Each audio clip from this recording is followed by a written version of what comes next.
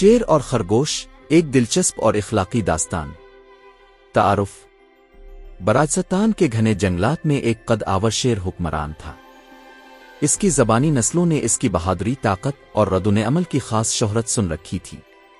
لیکن شیر کی ایک جبلت تھی، وہ بہت غرور کرتا، ظلم ڈھاتا اور جنگل کے تمام جانوروں کو اپنے خوف سے زیر تسلط رکھتا تھا۔ اسی جنگل میں ایک نادان اما ذہین خرگوش بھی رہتا تھا جس کا نام چالاک خرگوش تھا۔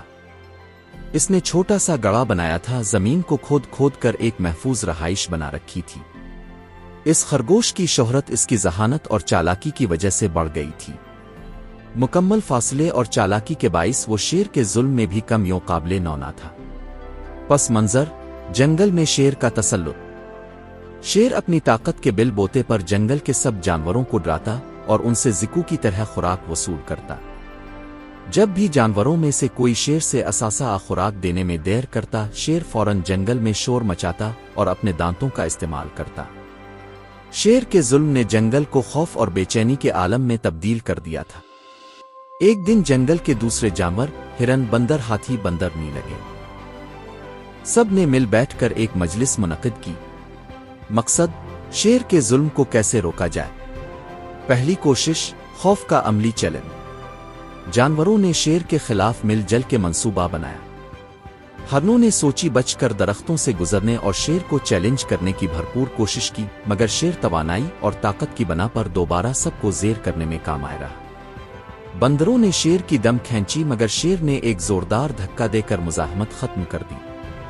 ہاتھی نے اپنے ساجھے داروں کے ساتھ توجہ کر شیر کو خوفزدہ کیا، مگر شیر کی طاقت ایسی تھی کہ وہ ہاتھی کو پسپا کرنے میں کامیاب رہا۔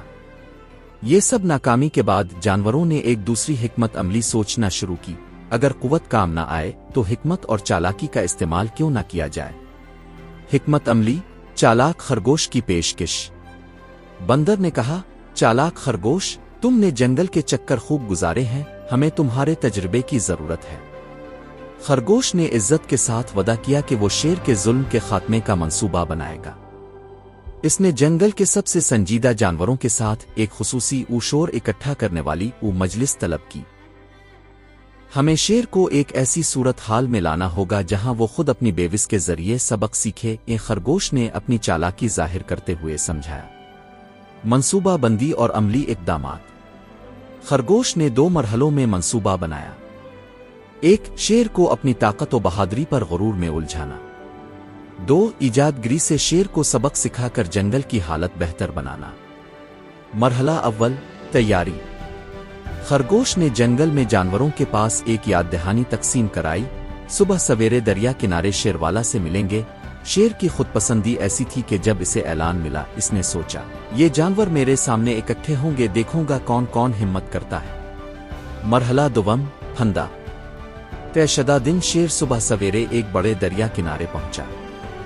جانور بھی مختلف سمت سے آنے لگے۔ شیر نے خود کو ٹیم کے سینٹر میں بٹھا لیا، تباکن لہجے میں بولنے لگا، مجھے خوراک اور احترام نہ دینے والوں کی میں عبرت بناؤں گا۔ جانور ڈرے لیکن جمع تھے۔ خرگوش نے شیر کی بے ادبی کا بہانہ کیا، اچھا شیر، تم یہاں دریا کنارے آئے ہو؟ تم نے کبھی یہ سنا ہے کہ کسی شیر نے پانی سے ایسا لڈو لیا ہو جیسے اس کی طاقت ہے؟ شیر نے غرور سے کہا، میں شیر ہوں، پانی کوئی کیا ہوگا؟ خرگوش نے فوراً کہا، تو اگر تم شیر ہو، تم پانی میں اترو، وہاں آئینہ دیکھو، تمہاری نہ ہوا طاقت پانا بلکہ شکست کی پکار سنائی دے سکتی ہے۔ شیر نے سوچا، پھندا لگتا ہے مگر میں شیر ہوں، مگر اپنے غرور کو موت دے بیٹھا ہوں، پانی میں اتروں گا اور طاقت دکھاؤں گا۔ شیر بے خوف ہو کر پانی میں داخل ہوا۔ پانی کی گہرائی شیر کی توقع سے بڑھ گئی۔ شیر نے اپنی طاقت دیکھنے کے بجائے پانی کے اندر جسم کا جھلکتا عکس اسے دیکھ کر پہلے خوفزدہ ہوا، پھر پانی کے بہاؤ نے اسے دوسرے کنارے کی جانب دھکیل دیا۔ شیر کا جسم پانی کی موجوں سے گھبرا گیا۔ شیر نے زور سے گرج کر چلا، یہ کیا مخلوق ہے، مجھے بیٹھا پانی۔ جانور ارے بالوائی شیر کی حالت تبدیل دیکھ کر حیران تھے۔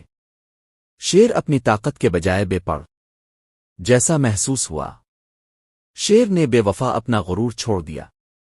اخلاقی سبق۔ خرگوش نے شیر کو یقین دلایا، اب تم غرور چھوڑو، جانوروں سے اعتبار کرو، ہم سب جنگل کے باشندے ہیں، عزم تعاون اور محبت کے ساتھ ہم ایک بہتر سماج بنا سکتے ہیں۔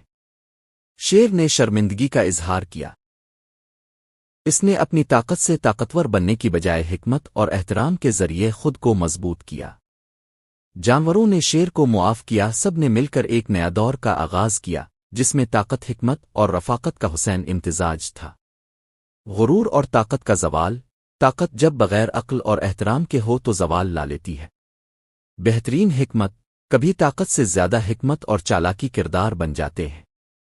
افادیت میں اتحاد، ہر ایک کا کردار لازم ہے، سب مل کر امن و بھلائی قائم کر سکتے ہیں۔